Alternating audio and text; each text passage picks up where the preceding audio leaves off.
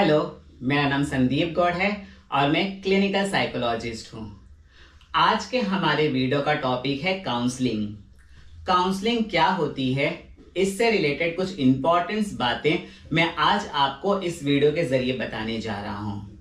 सबसे पहले जो काउंसलर होता है और जो क्लाइंट्स होता है या जो भी पेशेंट होता है उन दोनों के बीच एक पॉजिटिव रिलेशनशिप बनता है। उस दोनों में अनकंडीशनल एक्सेप्टेंस होता है कि अगर फॉर एग्जाम्पल क्लाइंट्स ने काउंसलर को कुछ भी बताया, काउंसलर उसको अनकंडीशनली सुनेगा और उसको एक्सेप्ट करेगा कि हाँ मेरे क्लाइंट्स के ये प्रॉब्लम है। There is a no judgmental. अब काउंसलर कभी भी अपने किसी भी क्लाइंट्स को जज नहीं करेगा उसकी बातों से या उसके किसी भी एंगल से, उसकी सेक्सुअलिटी से या फाइनेंशियल से या किस लिविंग में वो रहता है, कहाँ पे रहता है, उसका माहौल क्या है, उसका कास्ट क्या है, क्योंकि काउंसलर का काम है अपने सारे क्लाइंट्स को एक समान देखना। तो इसलिए काउंसलर अपने किसी भी क्लाइंट को किसी भी एंगल से जज नहीं कर सकता। उसको उसके अंदर जो काउंसलर होता है अनकंडीशनल एक्सेप्टेंस कर, वो अपने क्लाइंट से जो भी क्लाइंट्स बातें बताता है उसको एक्सेप्ट करता है और पूरी तरह से कॉन्फिडेंशियलिटी के साथ अपने पास ही रखता है, किसी और से शेयर नहीं करता। एक अच्छा काउंसलर ऐसा होता है कि वो उसके अंदर लिसनिंग स्किल्स होती है, वो अपने क्लाइंट्स की सारी बातें पूरी तरह से सुनता है, चाहे उसमें कितना भी टाइम क्यों ना लगे ड्यूरिंग द सेशन।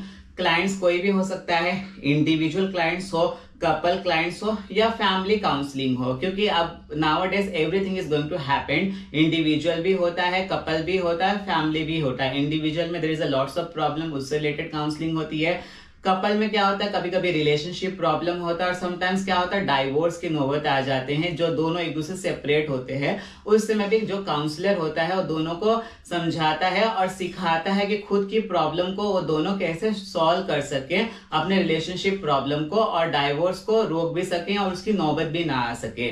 और कभी कभी फैमिली में बहुत ज्यादा इशू होते हैं, उससे रिलेटेड फैमिली काउंसलिंग करवाई जाती है। कितनी फैमिली काउंसलिंग मैंने की है, तो फैमिली काउंसलिंग भी होती है जिसमें काउंसलर बैठ के फैमिली के हर एक मेंबर से सारे इशू डिस्कस करता है और डिस्कस करने के बाद फिर उसके बाद हम लोग उसका प्रॉब्लम के हम फाइंड आउट करते हैं, काउंसलिंग करते हैं एंड देन उसके बाद उसका एक हम लोग सेशन डिस्कस करते हैं कि आपका इतना सेशन होगा, फॉलो अप होना चाहिए, टर्मिनेशन कब होगा, वो सब हम फर्स्ट सेशन तक काउंसलिंग में सारे डिस्कशन होता है। तो काउंसलर कभी भी क्या होता है कि ये सारी बातों को कॉन्फिडेंशियल रखता है और क्लाइंट कंप्लीटली काउंसलर पे ट्रस्ट करता है, इसलिए वो अपने लाइफ की छोटी से छोटी और इम्पोर्टेंट से इम्पोर्टेंट प्राइवेसी वाली बातें भी काउंसलर से शेयर करता है, क्योंकि उसको पता है कि काउंसलर से रिलेटेड जो भी इंफॉर्मेशन मैं प्रोवाइड कर रहा हूँ अपने खुद से रिलेटेड, काउंसलर उसको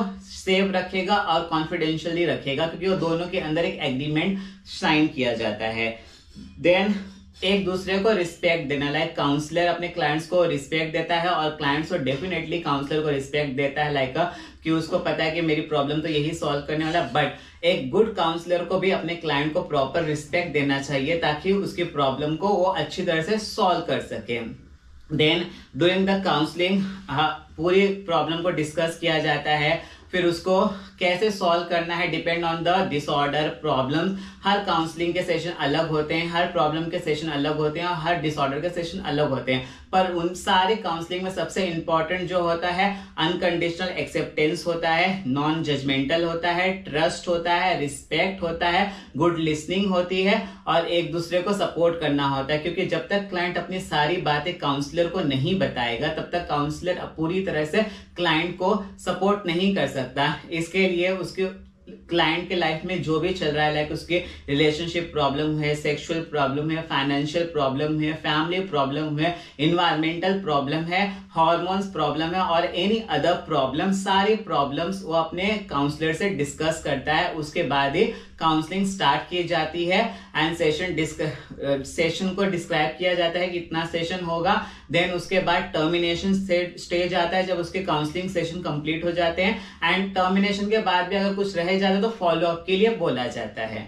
तो काउंसलिंग का सबसे इंपॉर्टेंट गोल यही होता है। आई होप मैंने इस वीडियो में आपको काउंसलिंग से रिलेटेड कुछ इंपॉर्टेंट बातें बताई हों। तो वीडियो पसंद आए तो प्लीज इसे लाइक करिए, शेयर करिए और मेरे चैनल को सब्सक्राइब करिए। Thank you.